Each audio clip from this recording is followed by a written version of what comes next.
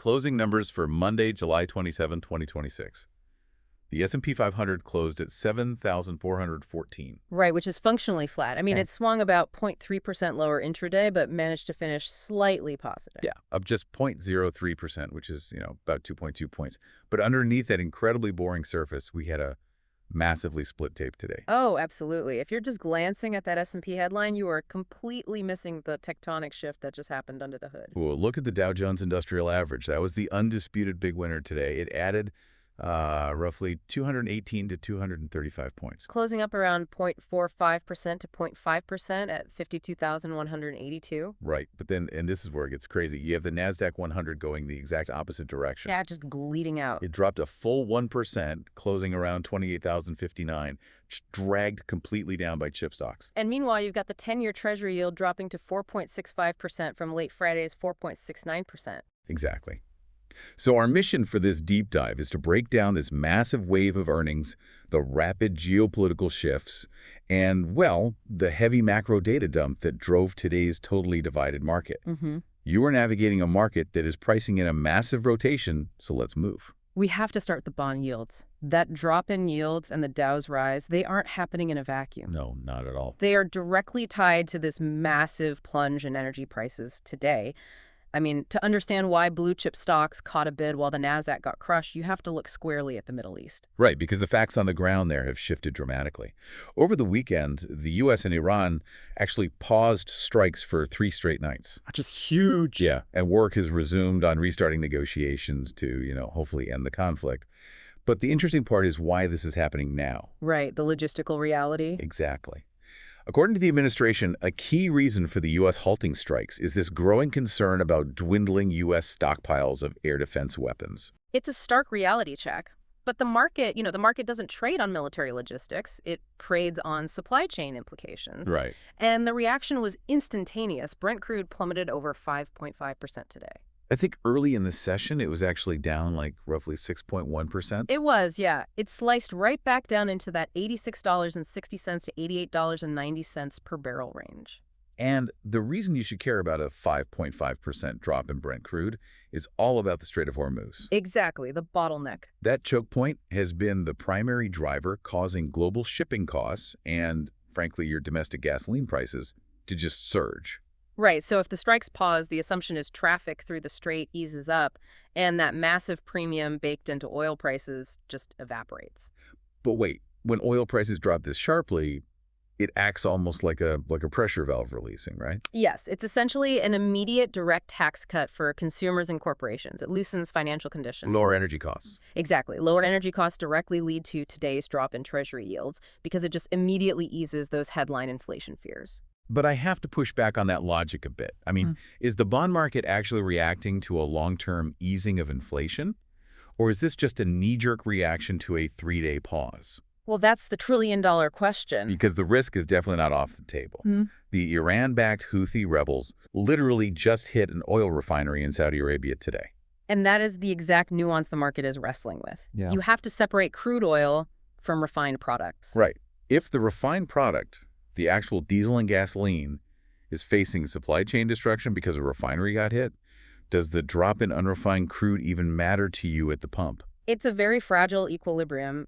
The strike on the Saudi refinery proves the infrastructure itself is still a major target. So is this drop in yields just a temporary sigh of relief? Something that's going to get wiped out by next week? The bond market is essentially playing the probabilities. The probability of a massive, prolonged supply shock diminished significantly with the U.S. and Iran stepping back, right? Even if the regional proxies are still highly active. Okay, I see. The market is pricing in the direction of the risk, which has shifted from escalation to containment. Okay, so we have this sudden, if fragile, tax cut for the consumer via lower oil prices. Yeah. But how much does the consumer actually need a break right now? Well, that brings us directly to the barrage of economic data we got today. Yeah, which completely complicates the Federal Reserve's job. Let's hit the rapid-fire economic indicators. Let's do it. First up, U.S. durable goods orders for June. The headline number wasn't the real story here. The focus was on the core metric. Right, excluding transportation. Exactly. And that core number beat expectations, showing a solid rebound from the previous month's sharp 4.5% decline. And we should explain why stripping out transportation matters. Transportation orders, specifically things like commercial aircraft from Boeing, they are wildly volatile. Super volatile, yeah. They can make a terrible month look amazing or a great month look disastrous. By taking that out, you're looking at the core capital expenditures of everyday businesses. Machinery, computers, industrial equipment. Exactly. So a rebound here tells you businesses are still actively investing in their physical footprints. And that footprint is expanding regionally, too. The Dallas Fed Manufacturing Activity Index actually rose in July. Yeah. But when you move over to the services side, it gets even hotter. The U.S. services and composite PMIs both hit 8-month highs today. This is a critical mechanism to understand. The PMI, the Purchasing Managers Index, it's a forward-looking indicator. Right. It's not telling you what happened last quarter. It asks supply chain managers what they're ordering for next month. And hitting an 8-month high shows that business activity in the services sector is actually accelerating. People are still traveling, dining out, spending on experiences. Exactly. And on top of that, you have the housing sector, Which just refuses to bend the knee to higher rates. U.S. new home sales rose for the first time in 3 months. So you take all of this incredibly resilient data, businesses investing, services accelerating, homes selling, and combine it with fuel prices suddenly easing. You would think the Fed might want to hike rates to cool this down. You'd think so, yes. But expectations for a Fed rate hike this Wednesday are virtually zero. The market has completely pushed back any eventual tightening to September. Why? Because you have to look at who is actually participating in this economic resilience. Look at the Federal Reserve's July 2026 monetary policy report that just dropped. Right. The Fed target rate has been held steady at 3.5% to 3.75% all year. Right. And the labor market looks pristine on the surface. Unemployment remains low and stable, sitting at 4.2% since last summer. But underneath that 4.2%, the engine is totally sputtering for a huge segment of the population. Exactly. If you look at the wage dynamics in that Fed report, real wage growth has cooled significantly. It has been particularly brutal for lower wage workers. It's a massive divergence. Yeah. The top half of the economy is buying new homes and fueling an 8-month high in services PMIs, while the bottom half is hitting an absolute brick wall on wage growth. And the Fed report highlights a massive structural shift contributing to this. Immigration and population growth have slowed markedly since mid-2025. Okay, so that changes the supply and demand dynamics of the labor market. Entirely. Usually, when labor supply shrinks, you see wage inflation.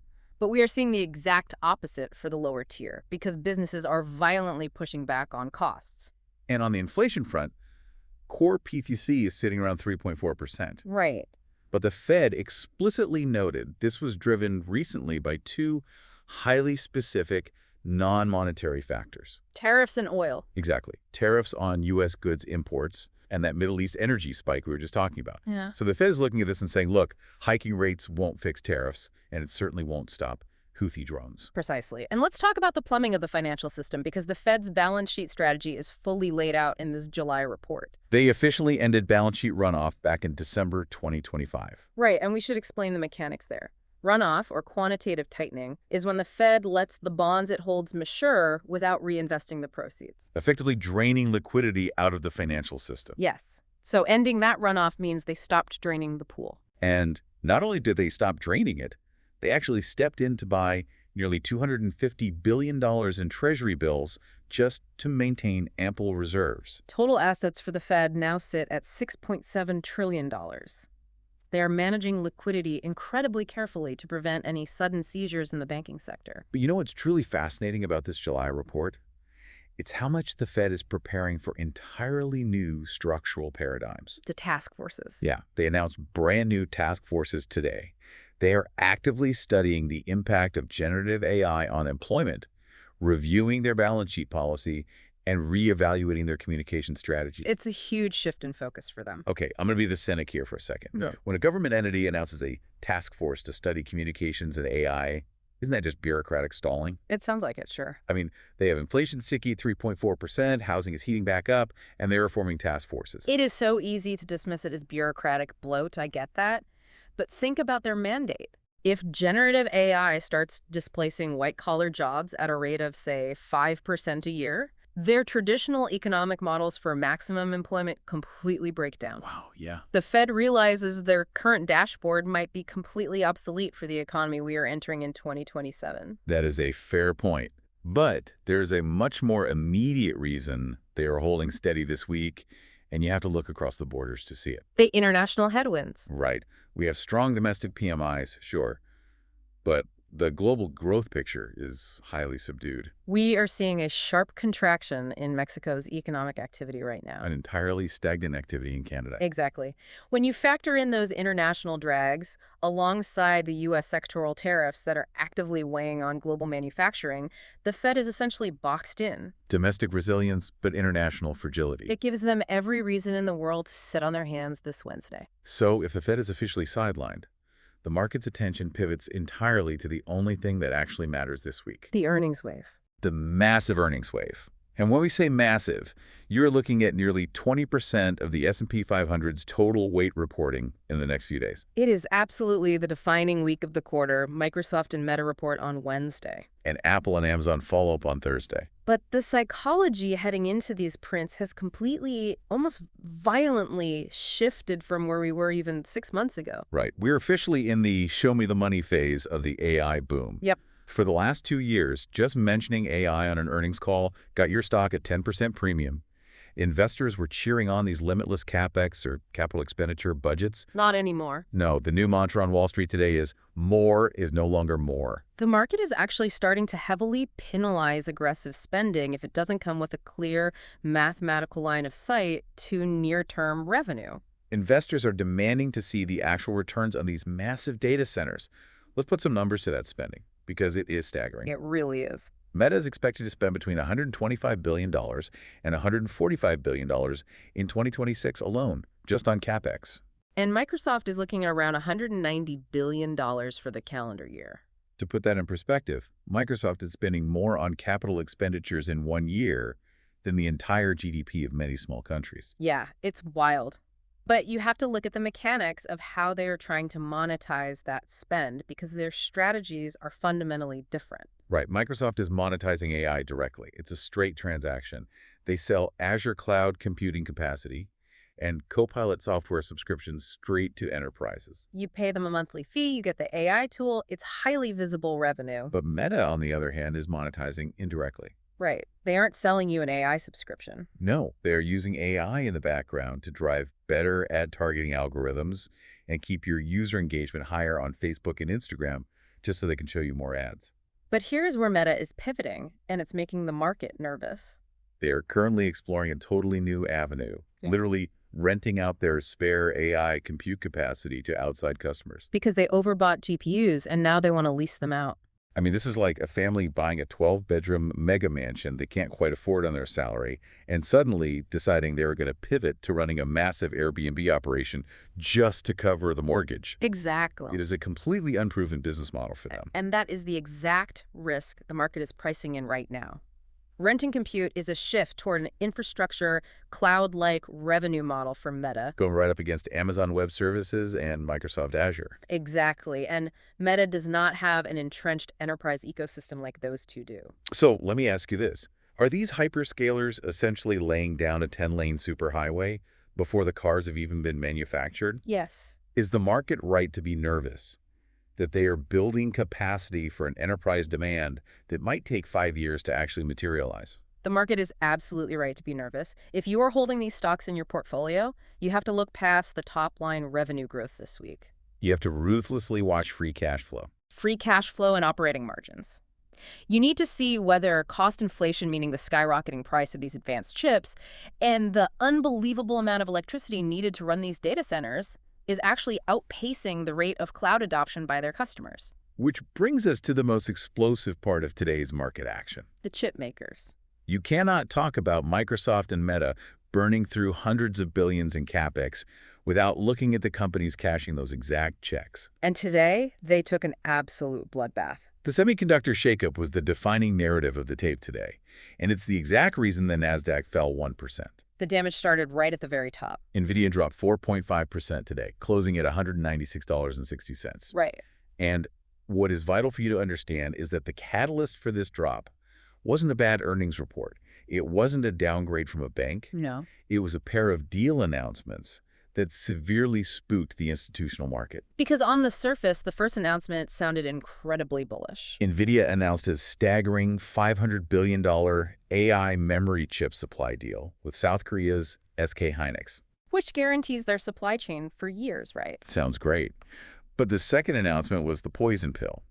Separately, NVIDIA guaranteed $250 billion for OpenAI to lease computing power from a new data center project. And that is the trigger word that sent algorithms into a selling frenzy. Circular deals. Circular deals. We have to unpack the mechanics of a circular deal because this is literally how bubbles pop. This news reignited intense fears that circular vendor financing in AI computing could trigger a massive contagion if CapEx growth suddenly halts. Yep. So how exactly does this artificially inflate demand? Walk us through it. Think of it like this. If my company sells you $100 million worth of hardware, my revenue looks incredible today, right? Wall Street cheers. Exactly. But what if I secretly co-signed the loan you used to buy that hardware? My revenue is essentially an illusion tied entirely to your future ability to pay me back. Right. If your software business fails and you default, my revenue vanishes and I am stuck with the debt. So by NVIDIA guaranteeing the computing leases of its own major client, OpenAI, they're essentially taking on the financial risk of OpenAI's success. If OpenAI can't monetize their models fast enough to pay for that compute, NVIDIA is left holding the bag. It artificially inflates NVIDIA's demand signals. Because the market assumes OpenAI is buying this compute independently, when in reality, NVIDIA is underwriting it. Exactly. When a hardware seller guarantees the leases of its own software clients, the entire financial ecosystem becomes incredibly fragile. And the collateral damage across the sector today was severe, because if NVIDIA is propping up demand, the market assumes everyone else is doing it too. Micron dropped 2.36% today, closing at $899.23. AMD, Intel, and SanDisk all took massive hits, dropping between 6% and 10% on the day. The entire U.S. semiconductor complex was just bleeding out. But while U.S. chipmakers bled out over these circular financing fears, we saw explosive, totally insulated movement overseas. The Chinese chipmaker CXMT? Yes, they went public today. And they didn't just go public, they went parabolic. CXMT surged more than 460% in its trading debut in Shanghai today. This is the second biggest IPO in China's history. For a brief moment today, CXMT actually surpassed Tencent as China's most valuable company. And that valuation isn't just about fundamental revenue. It highlights Beijing's aggressive, coordinated push to secure AI hardware independence. They are heavily subsidizing and throwing domestic capital at companies that are completely insulated from these U.S. market dynamics. And insulated from potential U.S. export bans. But it's not all smooth sailing in China either. No, DeepSeek, a major Chinese AI software company, suddenly put its fundraising plans on hold today. And the reason why is deeply tied to this geopolitical hardware war.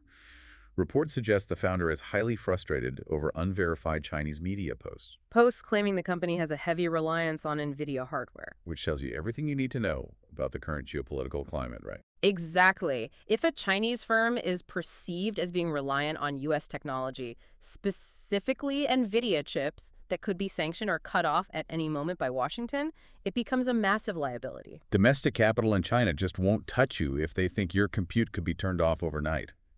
Okay, let's end the stock movers on a bright spot, because amid all this hardware panic, one company showed exactly what the market actually wants to see right now. D-Wave Quantum.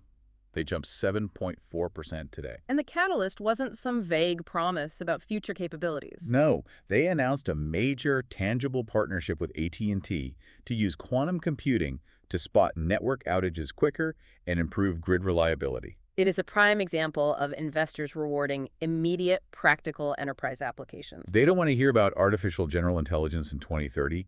They want to know how you're going to save AT&T money in Q3 of 2026. Practical application over theoretical hype. That is the theme of the tape this week. Okay, let's bring this all together with a final thought for you to ponder as you look at your portfolio after today's massive tech sell-off. Let's hear it. If NVIDIA guaranteeing OpenAI's data center leases sounds uncomfortably familiar, you need to think back to the telecom vendor financing crash of the late 90s. Oh, absolutely. When companies like Cisco and Lucent were aggressively financing their own customers' equipment purchases, it created a massive artificial demand bubble. Everyone thought the internet infrastructure build-out was completely unstoppable. Until the startups defaulted. If the AI music stops, and the software companies can't generate the revenue to pay for these data centers, who is actually left holding the bag this time around? It is a critical historical parallel, and it's the exact question every institutional investor is asking ahead of this week's earnings. Speaking of earnings, here is your calendar for tomorrow. We have major consumer temperature checks with Starbucks and Chipotle reporting. We will see exactly how that wage pressure we talked about is affecting the average consumer's discretionary spending. And we will be digesting even more macro data ahead of Wednesday's massive Fed rate decision and those crucial Microsoft and Meta earnings reports. It's going to be a busy week. The macro data comes fast, and the tape does not wait. Make sure you follow the show for your daily end-of-day market coverage. We'll be back tomorrow.